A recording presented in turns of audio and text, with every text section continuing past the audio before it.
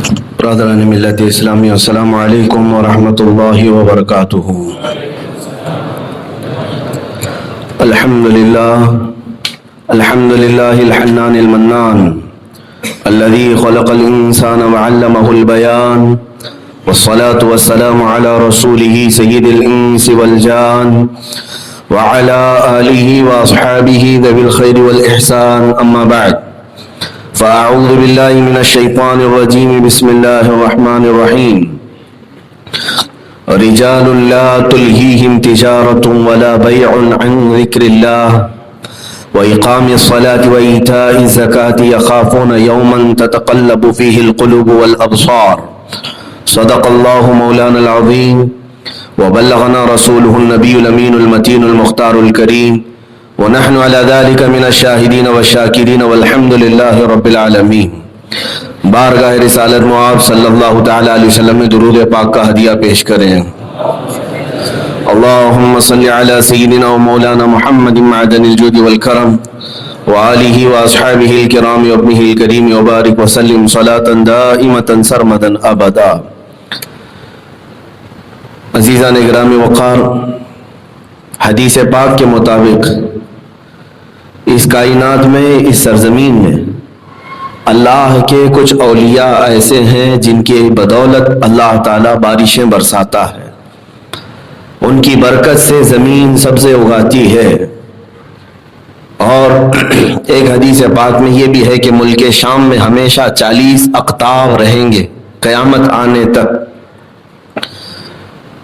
اسی طرح سے اہل اللہ جہاں ہوتے ہیں ان کی بدولت اللہ تعالیٰ اپنی رحمتوں کا نزول فرماتا ہے۔ آپ اسی سے اندازہ کر لیں کہ حدیث میں یہ ہے، عند ذکر الصالحین تنزل الرحمہ، جب اللہ والوں کا ذکر کرتے رہو گے، جس وقت تم اللہ کے اولیاء کا تذکرہ کرو گے، تنزل الرحمہ، حدیث میں ہے کہ اسی وقت رحمت اترتی ہے۔ تو جب اللہ کے ولیوں کا ذکر کرنے کے وقت رحمت اترتی ہے، تو جہاں اللہ کے اولیاء ہمیشہ کے لیے آرام فرما ہو، وہ علاقہ کیسے رحمت سے بھرپور نہ ہو۔ بہت سارے لوگ اپنے جرائم کے باوجود بچ جاتے ہیں، یہ ان کی رحمت ہوتی ہے۔ ممبئی عظما، ممبئی کو یہ سعادت حاصل ہے کہ وقت کے ایک مشہور و معروف جلیل القدر قطب حضرت سیدنا مخدوم فقی علی مہائمی رضی اللہ تعالیٰ عنہ اس کی دھرتی پر آرام فرما ہے، اور اکثر لوگ ان کی سیرت طیبہ کے گوشوں سے ناواقف رہے۔ ممبئی کی دوڑ دھوپ اور ممبئی کے کام کاج اور یہاں کی حرکتیں ایسی ہیں کہ لوگوں کو اپنے اسلاف پڑھنے کا موقع ہی نہیں ملا، اور چند رہ بھی گئے ہیں تو مزار پاک پر چادر اور گل پوشی کے علاوہ کچھ زیادہ نہیں کر پائے۔ فقی علی مہائمی رضی اللہ تعالیٰ ایک ایسے مائے ناز عالم دین کا بھی نام ہے۔ میں سمجھتا ہوں اگر یہ کہوں تو مبالغہ نہ ہوگا، مخدوم فقی علی مہائمی کی ذات شریعت اور طریقت کا سنگم تھی۔ پہلی بات تو یہ سمجھ کر کے چلے کہ اللہ کسی جاہل کو ولایت دیتا ہی نہیں، کوئی جاہل اللہ کا ولی نہیں ہوتا۔ سب سے پہلی بات یہ فرمایا گیا ہے، ما کان من ولی اللہ جاہلا ولو کان لعلمہ اللہ اولا، اللہ کا کوئی ولی جاہل نہیں ہوتا، بغیر پڑھا لکھا نہیں ہوتا، اور اگر وہ کسی سے پڑھا نہیں ہے تو سب سے پہلے اللہ اس کی تعلیم کا انتظام فرماتا ہے، پھر ولایت ملتی ہے۔ یہاں سے یہ بات سمجھ میں آ گئی کہ جاہل اگر اپنے آپ کو ولی کہہ دے دوسروں کے سامنے، تو سب سے پہلی چیز آپ یہ سمجھ لے کہ جس کو شریعت کا علم نہیں ملا اسے ولایت تو نہیں مل سکے گی۔ ولایت بہت دور کی بات ہے میرے عزیزو۔ فقط عابد جو ہے عبادت کر کے بغیر علم کے، اگر وہ یہ سمجھے کہ مجھے ولایت مل جائے گی، یہ غلط خیالی ہے اس کی، خام خیالی۔ میں آج ان کی زندگی پاک کی مختصر گوشے آپ کے سامنے رکھوں، اس لیے کہ ہمارے اوپر یہ قرض ہے ممبئی میں رہتے ہوئے، اور بلکہ میں سمجھتا ہوں ممبئی کے سارے مسلمانوں پر فرض ہے کہ آپ کی سیرت طیبہ کو وہ پڑھیں اور ان کے نقوش پاک کی پیروی کریں۔ میں نے آیت اسی لیے شروع میں تلاوت کی کہ اللہ تعالیٰ فرماتا ہے کچھ ایسے مرد ہیں جن کو دنیا کی تجارت غافل نہیں کرتی اللہ کے ذکر سے، دنیا کے لین دین، دنیا کے جھمیلے انہیں غافل نہیں کر پاتے۔ کس چیز سے؟ عن ذکر اللہ، اللہ کے ذکر سے اور نماز اور زکوٰۃ کو پورا کرنے سے۔ اور وہ اللہ والے لوگ ایسے ہیں جو قیامت کے دن کے متعلق خوف بھی رکھتے ہیں۔ مخدوم فقی علی مہامی رحمۃ اللہ تعالی علیہ ہندوستان کے ایک مشہور و معروف نوائت قبیلے سے تعلق رکھتے تھے۔ یہ نوائت قبیلہ آج بھی آباد ہے، ساؤتھ میں ہے، جیسے اور کوکن میں بھی ان کو نائت بھی کہا جاتا تھا اور اب کے زمانے میں نوائت کہتے ہیں۔ ہمارے کرناٹک کے کچھ علاقوں میں آج بھی وہ خاندان آباد ہیں۔ یہ نوائتی کون ہوتے تھے اصل؟ تو ان کی تاریخ میں بڑے بڑے فقہائے کرام اور تاریخ نگاروں نے کتابوں میں باضابطہ ان کے خاندان کو لکھا بھی ہے کہ حجاج بن یوسف کے زمانے میں مدینہ طیبہ سے نکل کر کے ایک جماعت ہند آئی۔ ہندوستان اس وقت تجارت کا مرکز کہلاتا تھا، سمندروں کے راستے عرب بہت سارے ہند کے علاقوں میں پہنچے ہیں، عرب کی چیزیں ہندوستان لاتے اور ہندوستان سے یہاں کی چیزیں جو مشہور تھی وہ عرب لے کر کے جاتے ہیں۔ تو تجارتی تعلقات بہت پرانے ہیں عرب کے اور ہند کے۔ تو یہ نوائتی قبیلہ مدینہ طیبہ سے نکل کر کے ہند میں آیا، اور بعض تاریخ نگاروں نے یہ تک لکھا کہ یہ نوائت جو قبیلہ آباد ہوا ساحل سمندر پر، یہ در حقیقت حضرت جعفر طیار رضی اللہ تعالیٰ عنہ کی اولاد میں سے تھے اور قریش خاندان سے تعلق رکھتے تھے، تو عربی تھے، اور یہاں آنے کے بعد وہ بس گئے اور پھر ان کی زبان مختلف ہوتی رہی۔ اسی قبیلے کے باشندے تھے حضرت مخدوم فقی علی مہامی رضی اللہ تعالیٰ عنہ، اور آپ کی ولادت اور آپ کی پیدائش یہیں پر ہوئی، ماہم میں ہی۔ اور آپ کو یہ بھی میں بتا دوں کہ حضرت مخدوم فقی علی مہامی رضی اللہ تعالیٰ عنہ کی سیرت کو ممبئی والے صرف اور صرف خطب کوکن کے نام سے صرف جانتے ہیں، یا پھر حاضری دینے کے نام سے۔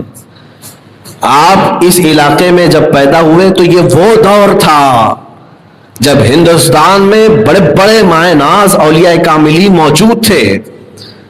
مخدوم علی مہامی کا زمانہ وہ ہے جو سیم مخدوم اشرف جہانگیر سمنانی کا ہے۔ اسی زمانے میں حضرت قطب دکن خواجہ بندہ نواز گیسو دراز رضی اللہ تعالیٰ عنہ بھی تھے۔ اسی زمانے میں حضرت مخدوم اشرف جہانگیر سمنانی، اسی زمانے میں حضرت زندہ شاہ مدار بدیع الدین رضی اللہ تعالیٰ عنہ بھی موجود تھے۔ یہ وہ اولیاء کے نام میں گنا رہا ہوں جو آج اولیاء میں ایک سند کی حیثیت رکھتے ہیں۔ حضرت عبدالحق رودولوی رحمۃ اللہ تعالیٰ علیہ، یہ بڑے بڑے اولیاء کا زمانہ ہے جس وقت حضرت مخدوم علی مہامی رحمۃ اللہ علیہ یہاں پر جلوہ بار ہوئے۔ آپ کی پیدائش کی اسلامی تاریخ 778 ہجری، یعنی آج سے تقریباً 600 سال پہلے کی ہے، اور آپ کی وفات 835 غالباً 835 ہجری، اب 1442 چل رہی ہے، ٹھیک 600 سال کے قریب عرصہ گزر چکا۔ ماہم شریف کی یہ جو زمین ہے اس کی بھی بڑی تاریخ ہے کہ ایک جزیرہ تھا، اس کو سنسکرت زبان سے لیا گیا ہے کہ اس جزیرے میں عجیب و غریب چیزیں نمودار ہوتی ہیں، اور ماہم کا مطلب ہی ہے معجزاتی، اسی نام سے اس کو موسوم کر دیا گیا کہ یہاں عجیب و غریب چیزیں دیکھنے کو ملی۔ ماہم سنسکرتی زبان میں ایک پرانا تاریخی نام ہے۔ بہرحال جب آپ کی ولادت ہوئی اور آپ عام گھرانے میں نہیں بلکہ ایک عالم دین کے گھرانے میں ہی پیدا ہوئے، آپ کے والد گرامی حضرت احمد رحمۃ اللہ تعالیٰ علیہ، وہ زبردست عالم تھے، فقیہ تھے، اور آپ کی والدہ بھی بہت بہترین علم سے روشناس تھیں. آپ کی والدہ کو فاطمہ انکولیہ کہا جاتا ہے، جو آپ کے مزار پاک کے بغل میں ہی آرام فرما ہے. بڑی متقیہ، پرہیزگار، عبادت شعار خاتون تھی. حضرت مخدوم کی تربیت بھی انہوں نے علمی گھرانے میں کی اور علم کے ساتھ کی. میں آپ کی سیرت پڑھ رہا تھا، حیرت میں رہ گیا جب مخدوم فقی علی معانی رحمۃ اللہ تعالی علیہ کو اس وقت کے جو استاد پڑھاتے رہے، خود ان کے والد گرامی پڑھاتے رہے اور سارے علوم پڑھا دیے تھے. آپ حافظ قرآن بن گئے اور علوم متداولہ جو ہوا کرتے تھے اس وقت، علوم ظاہری جس کو کہتے ہیں، فتویٰ دینے کے لیے جتنے علوم کی ضرورت ہوتی ہے مفتی بننے کے لیے، یہ سارے علوم ان کے باپ پڑھا دیے تھے جبکہ آپ کی عمر صرف 9 سال کی تھی. 9 سال کی عمر میں آپ علوم ظاہرہ کو پورا حاصل کر چکے تھے. یہ مخدوم علی معانی رضی اللہ تعالیٰ. اور اس کے بعد اچانک ایسا ہوا کہ آپ کے ان تمام علوم کے حاصل کرتے ہی آپ کے والد گرامی کی رحلت ہو گئی. آپ کے والد گرامی انتقال کر گئے. آپ تنہا تھے اپنی والدہ کے ساتھ اور والدہ بے انتہا آپ سے محبت فرماتی تھی. مخدوم علی معانی رحمۃ اللہ تعالی علیہ اپنی والدہ کی خدمت میں بھی منفرد نظر آتے ہیں، بے مثال نظر آتے ہیں. وہ تمام علوم حاصل کرنے کے باوجود عاجزی و انکساری اس قدر تھی کہ اب تاریخ میں لکھا ہے کہ ان کی والدہ ماجدہ جب تک بیٹھی رہتی آپ زمین پہ نہیں بیٹھتے تھے، آپ کھڑے رہتے تھے. اور آپ کی ماں آپ کو دیکھ کر کے بہت ساری وصیتیں بھی کرتی تھی. ایک مرتبہ یہ مشہور و معروف آپ کی سیرت میں بات ملتی بھی ہے کہ رات کے وقت سونے کے سے پہلے ماں نے کہا کہ مجھے پیاس کی شدت ستا رہی ہے. سمندر کے کنارے گھر تھا، پانی حاضر نہیں تھا. مخدوم صاحب رحمۃ اللہ علیہ اپنی اسی چھوٹی عمر میں پانی لینے کے لیے باہر گئے. دور دراز سے پانی لے کر کے آئے تو والدہ سو چکی تھیں.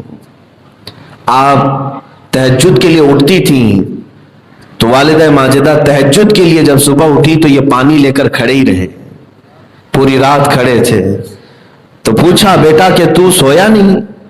کہا ماں آپ کو پیاس لگی تھی، میں پانی لے کر کھڑا رہا اور جگاتا تو میں سمجھتا کہ بے ادبی نہ ہو جائے، آپ کی نیند میں خلل نہ ہو جائے.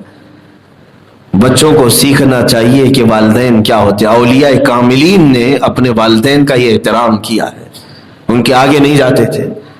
آج کے بچے تو ماں باپ کو جس طرح سے الٹ پھیر کر کے بات کرتے ہیں، ترچھی نگاہ سے دیکھنا بھی جائز نہیں. قرآن تو کہا وَلَا تَقُلْ لَهُمَا اُفٍّ، تم اپنے والدین کو اف تک نہ کہو. لفظ اف آیا ہے. کیا وہ بچے جانتے ہیں جو اپنی ماں کو یا اپنے باپ کو گالیوں سے بات کرتے ہیں، تو تڑاک سے بات کرتے ہیں؟ تمہیں معلوم ہے تمہاری ہزاروں نمازیں ضائع ہو جائیں گی، تمہاری ہزاروں عبادتیں خاک ہو جائیں گی.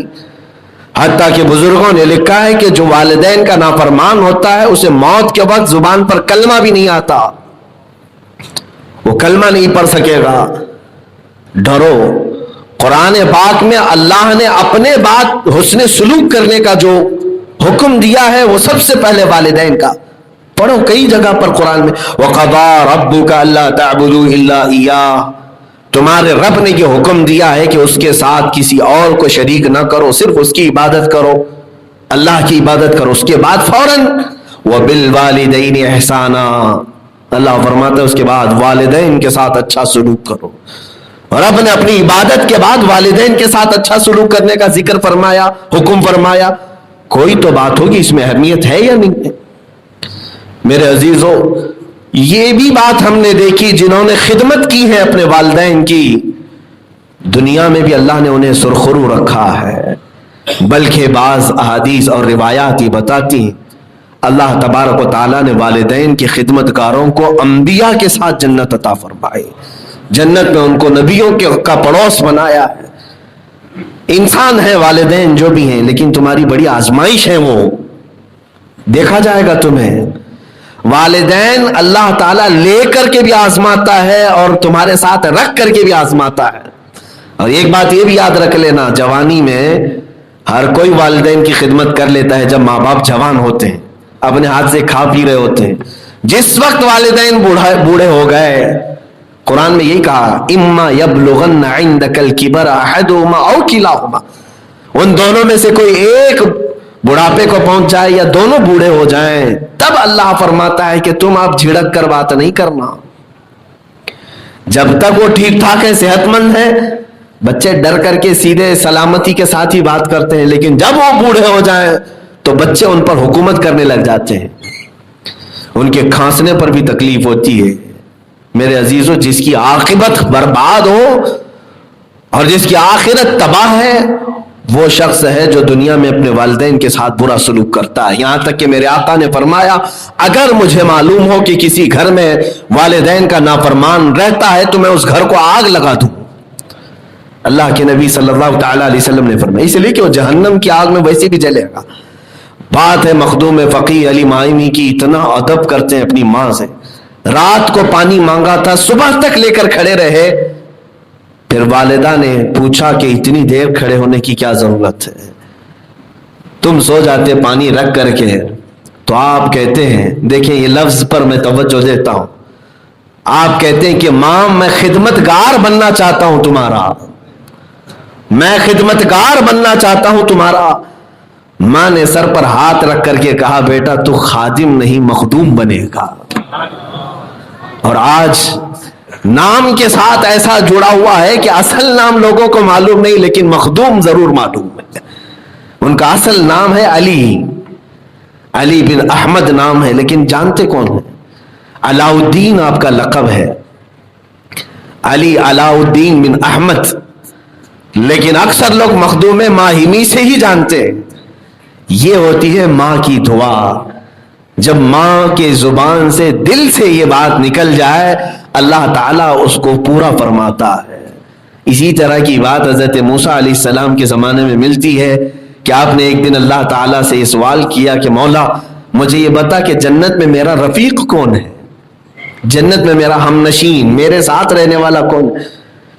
تو اللہ تعالیٰ نے فرمایا فلاں قصاب جو گوشت کاٹتا ہے، گوشت بیچتا ہے، وہ آپ کے ساتھ جنت میں آپ کا ہم نشین ہے۔ تو آپ نے دیکھا کہ قصاب فلاں گوشت کاٹنے والا، آپ ڈھونڈتے ہوئے گئے تو گوشت کی دکان پر وہ مل گیا جس کی نشاندہی رب تعالیٰ نے فرمائی۔ دیکھا اس کا کیا ایسا نیک کام ہے، اس کو اللہ نے جلیل القدر پیغمبر نبی موسیٰ علیہ السلام کے ساتھ جنت میں رکھا۔ تو آپ نے شام تک اس کے ساتھ دیکھا، کچھ تو نظر نہیں آیا۔ جب شام میں وہ جانے لگا تو کچھ روٹیاں لیا، اپنے گھر پہنچا، اس کے بچے تھے چھوٹے سے، اور وہ اس سے چمٹ گئے کہ ابا ابا کہہ کر کے۔ جیسے وہ گھر پر آیا، آج دن بھر کھائے نہیں ہیں آپ، روٹیاں لے آئے ہوں گے، ہمیں کھانا کھلا دیں۔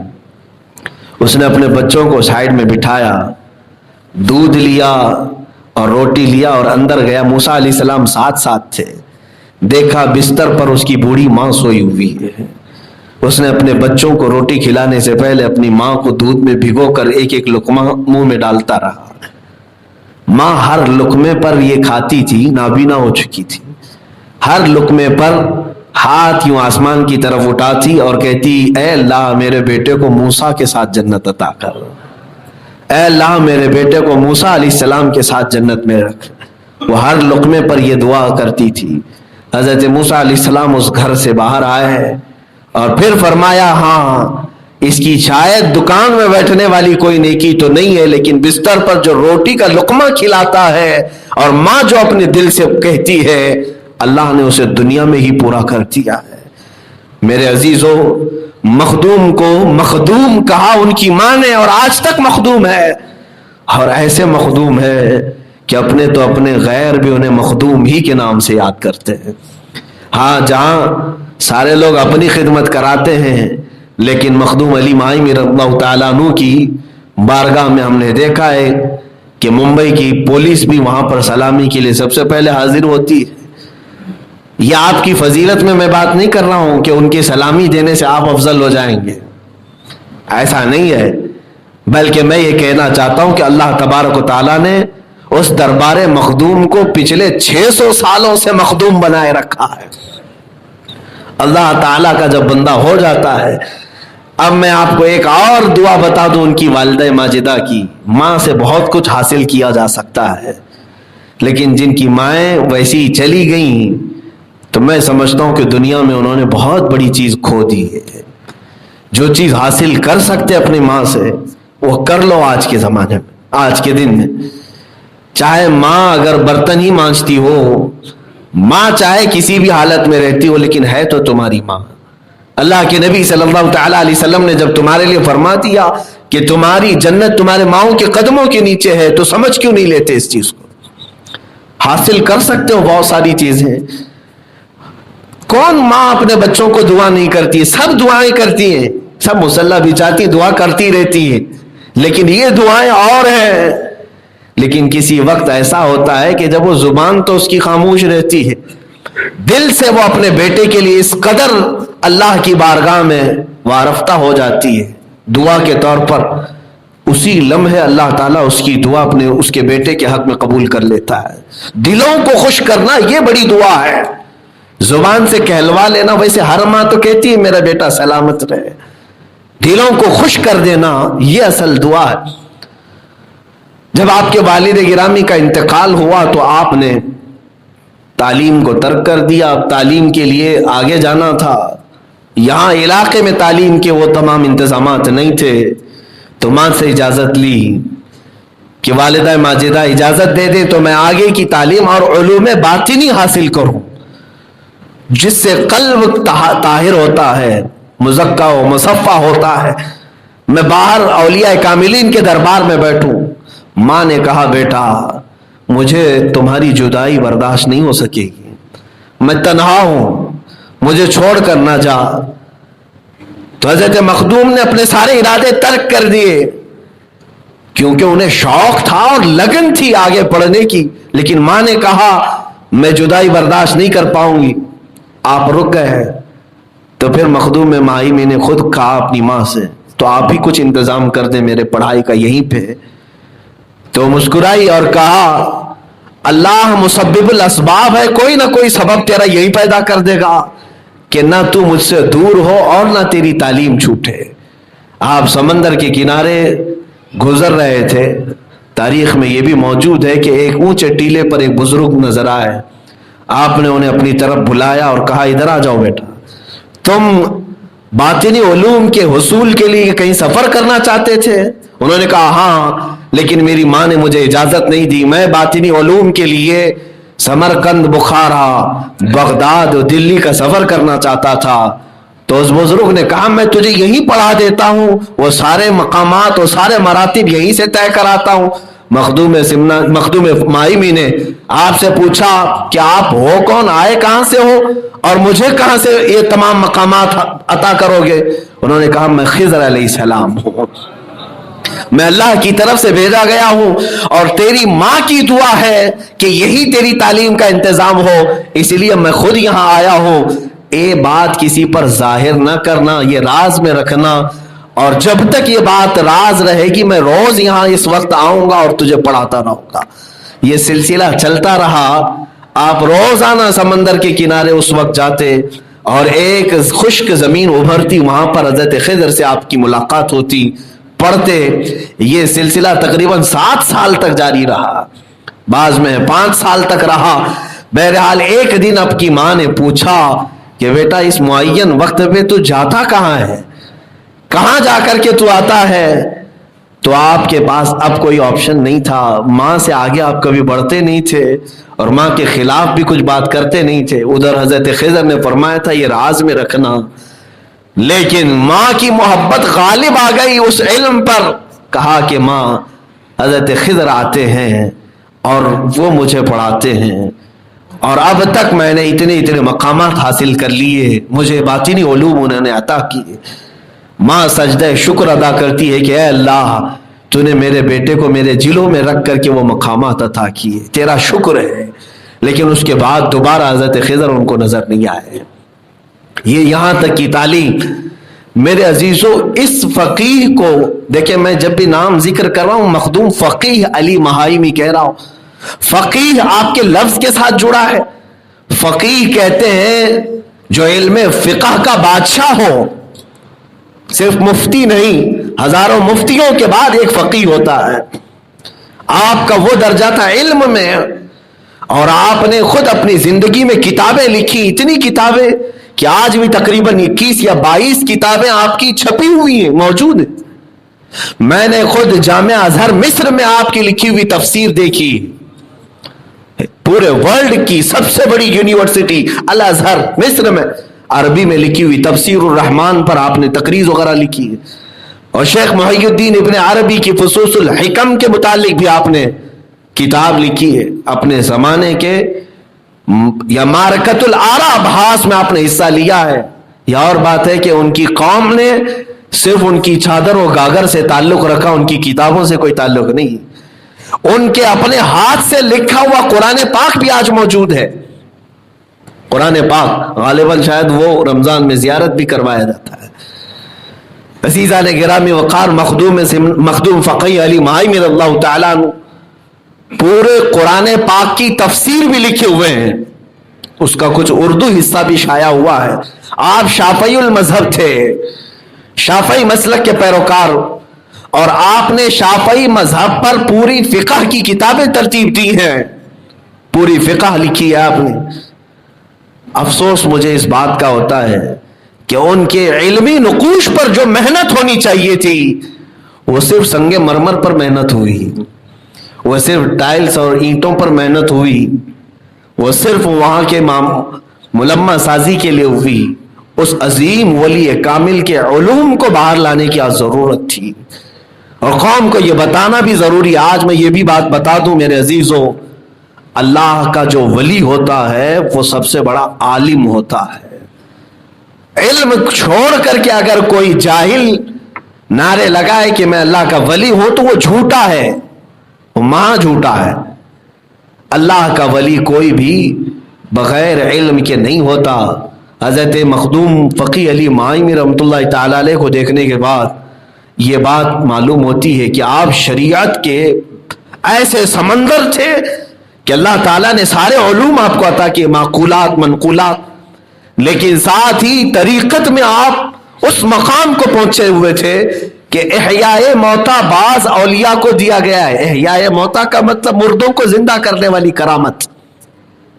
یہ کرامات بعض اولیاء کو حاصل ہیں، اس میں مخدوم فقی علی مہائی بھی شامل ہیں. احیاء اموات یہ معمولی کرامت نہیں، بڑے بڑے اولیاء کاملین میں سے چند اولیاء کاملین کو یہ تصرف ملا ہے.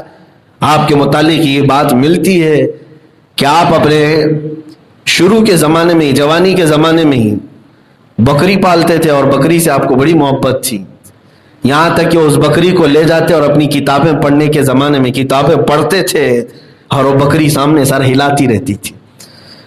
اس سے بڑا آپ کو لگاؤ تھا. ایک دن ایسا ہوا کہ آپ باہر گئے تھے اور بکری گھر میں مر گئی. کچھ ہوا اس کو، مر گئی. آپ کی ماں گھبرائیں کہ میرا بیٹا آئے گا تو اسے بڑا قلق ہوگا، اسے بڑا صدمہ پہنچے گا. اس سے وہ بہت لگاؤ رکھتا تھا. خادمہ سے کہا کہ اسے جلدی لے جا اور چھپا دے کہیں مٹی ڈال کر کے. تو خادمہ اٹھا کر کے وہ مری ہوئی بکری کو لے گئی اور کسی جگہ اس نے مٹی ڈال کر کے اس کو چھپا دیا. آپ آئے، آپ آنے کے بعد پوچھنے لگے کہ میری بکری کہاں گئی؟ تو کوئی جواب نہیں تھا گھر میں. ماں سے زبردستی سوال تو نہیں کر سکتے تھے، ماں نے خاموشی اختیار کی تھی، تو آپ ایک دو بار کے بعد تیسری بار نہیں پوچھ رہے تھے. لیکن خادمہ تو تھی. خادمہ کو آپ نے پوچھا سختی سے، بتا، سچ سچ بتا میری بکری کہاں ہے؟ وہ ڈر گئی. کہا کہ اگر نہ بتاؤں تو پھر میرا بھی برا حال نہ ہو جائے. کہا آپ کی بکری مر گئی. کیسے مری؟ کہا یہاں پر گھر میں پتہ نہیں اس سے کچھ ہو گیا تھا. کہا کہاں چھپایا؟ کہا میں نے اس کو مٹی میں چھپایا ہے. کہا وہ مجھے بولے بغیر کیسے مر گئی؟ ظاہر سی بات ہے کسی کی موت کسی کو بول کر کے تو نہیں آتی. کہا وہ کہاں ہے؟ وہ مٹی کی طرف دیکھا جہاں وہ چھپائی تھی. مخدوم علی فقی علی مہائی رحمۃ اللہ علیہ جلال میں تھے. کہا کہ میں اس کے ساتھ وقت گزارتا ہوں، میں اپنی تعلیم کے اوقات میں اس کو بٹھاتا ہوں، اور یہ اچانک ایسے کیسے جا سکتی؟ اس کا کان پکڑ کر زور سے اٹھایا اور وہ بکری زندہ کھڑی ہو گئی. یہ احیاء موتا جس کو کہتے ہیں، یعنی بعض اولیاء کاملین کو یہ تصرف حاصل ہے احیاء موتا کا کہ مردوں کو زندہ کرنا، جو حضرت عیسیٰ علیہ الصلوۃ والتسلیم کا معجزہ تھا، اور اولیاء امت محمدیہ میں جو عیسیٰ علیہ السلام کے پرتو نبی ہیں ان کو یہ معجزہ کرامت کی شکل میں ضرور دیا گیا ہے۔ عزیزان گرامی وقار، یہ طریقت کا راستہ تھا جو مخدوم علی ماہمی رحمۃ اللہ تعالی علیہ کا، اور شریعت میں وہ بہر ناپیدا کنار کہ آپ نے تفسیر بھی لکھی، فقہ بھی لکھی، حدیث میں بھی، سب علوم میں آپ نے اپنے قلمی نگارشات چھوڑی ہیں۔ ہونا یہی چاہیے، اب ممبئی والوں کو سمجھ میں آ جانا چاہیے کہ جھوٹے اور ڈھکوسلے باباؤں کے پیچھے نہ پڑے، بلکہ مخدوم فقی علی ماہمی کو دیکھیں۔ اللہ کا جو ولی اور مخدوم ہوتا ہے وہ شریعت اور طریقت کا سنگم ہوتا ہے، شریعت میں بھی وہ عالم ہوتا ہے باعمل، اور طریقت اللہ تعالیٰ کی طرف سے اسے خود دے دی جاتی ہے۔ اللہ ہمیں مخدوم فقی علی ماہمی کی اس بارگاہ سے فیض عطا فرمائے۔ ممبئی میں جتنے لوگ ہیں مولا تعالیٰ ممبئی والوں کو محفوظ رکھے مخدوم فقی علی ماہمی کی برکت سے اور ان کی وساطت سے اور ان کے وسیلے سے۔ مولا ہماری دعائیں قبول فرمائے، ہماری عبادتوں کو قبول فرمائے۔ الحمدللہ جتنے ممبئی میں سنی صحیح العقیدہ ہیں سب وابستہ ہیں مخدوم فقی علی ماہمی سے، اور یہ فرمایا گیا ہے کہ جو ان اولیاء کے آستانوں پر حاضری دیتا ہے یا انہیں سلام کرتا ہے وہ قیامت کے دن اس کے سلام اور اس کی حاضری کی گواہی بھی دیتے ہیں۔ اللہ تعالی ہمارے سب کے لیے مخدوم فقی علی ماہمی کو قیامت کے دن ہمارا گواہ بنا